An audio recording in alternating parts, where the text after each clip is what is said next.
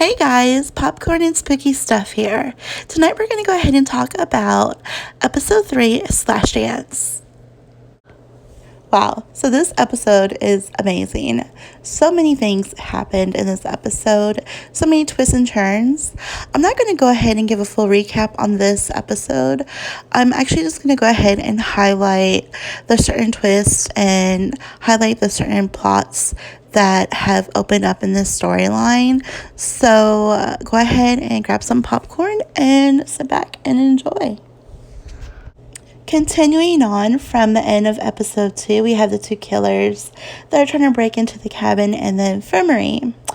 Well, we end up with a night stalker attacking Rey, who we kind of see as a coward, to be honest.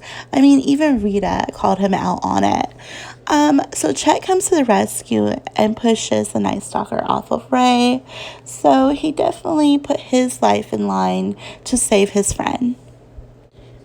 So one of the coolest things in this episode is that we have more than one Mr. Jingles. Now, they're not all killers, but we do have a whole bunch of Mr. Jingle impersonators. Apparently, there's a whole bunch of guys in town that have dressed up as Mr. Jingles for the anniversary of the 1970 murder, and they are pranking our camp counselors. Unfortunately for them, though, things end up pretty grim. So one of the first reveals we have is that Rey is hiding a secret. His secret was when he was in a fraternity, he accidentally killed one of his pledges. He tried to hide the body and it backfired when the guy was not really dead. And when Rey was about to push his car off a cliff, the guy woke up and grabbed his watch and pulled it off as the car fell off the cliff, and boom, he was killed. Now Rey feels like the police were investigating and it was getting really hot and that they were about to track it back to him. So that is why he wanted to get out of LA as soon as possible so he could avoid being arrested for a murder. Next, we discover a huge twist. Nurse Rita is not Nurse Rita. So, Nurse Rita is actually a psychiatrist that is very involved in serial killers, and she has a very high interest in Mr. Jingles. A week prior to the events at camp, she meets Mr. Jingles and masterminds a plan for him to escape the mental hospital and return to camp to get revengeance. Nurse Rita's real name is Donna Chambers, and another reveal is that Mr. Jingles is actually very easily manipulated by females. So guys, I just want to go ahead and say real quick that the way that Donna has spoke with Mr. Jingles, he said that no one has made him feel that way in 14 years, which makes me think that Margaret Booth back in 1970, perhaps she spoke to him the same way to make him feel that she understood him and cared about him.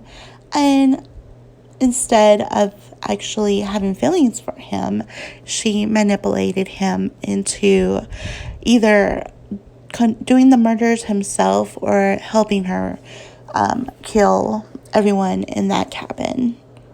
So the real Nurse Rita was kidnapped by Donna Chambers before heading to camp so she could steal her identity.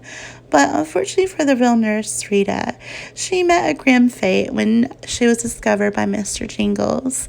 So she doesn't really have a big part in this season other than being kidnapped and killed.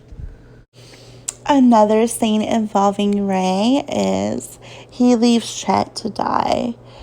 After realizing that Chet is not dead and knows the truth about his backstory with the fraternity brother who was killed, Rey does not want to take any chances and ends up leaving poor Chet bleeding to death by himself. And he leaves him and runs off and lies to the other camp counselors, to Xavier, Brooke, and Trevor, that Chet was dead. So things are not looking very good for Ray in this episode. 1, he's a coward. 2, he lies. 3, he killed his returning brother. And 4, he left Chet to die. So in slasher movies, things are not going to be in his favor. The last thing that Ray did that is just bad, he left poor Montana to deal with the Night Stalker. He left her on the motorcycle and just took off, leaving her behind. He pretty much left her for dead as well. Well, he didn't make it very far because as he was zooming out of camp, Jingles cut off his head. And that scene pretty much reminded me of Friday the 13th, Jason Takes Manhattan. Kind of like when he punched that guy's head off.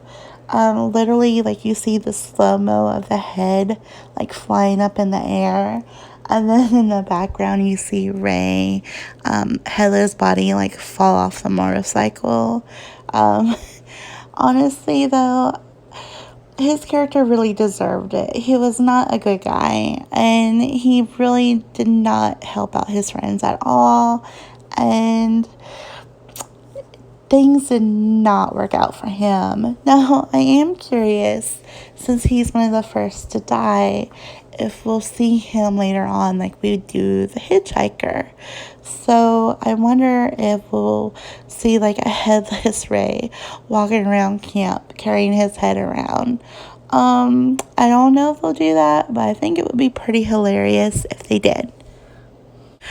Another great scene in this episode is that Trevor really mans up in a situation. He had a situation where him, Xavier, and Chet were hiding from Mr. Jingles.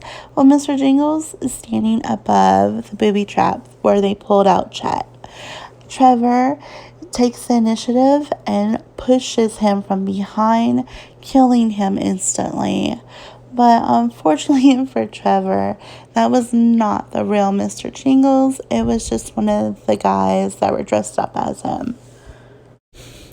The biggest reveal and twist of this episode has to do with Montana and the Night Stalker. So she is left with the Night Stalker after Ray abandons her. You think the Night Stalker is just about to stab her, and Montana pushes him away. All of a sudden, she pulls him towards her, and they embrace in a kiss. Montana is a lover of the Night Stalker. She suddenly asks him, why haven't you killed her yet? So it's led to believe that Brooke is not someone that Montana is fond of, and she wants her dead. Now, if I had to guess, I would say that this would probably have to go back to the wedding from last summer. Now, either Montana somehow is related to the groom or the best man that were killed at the wedding.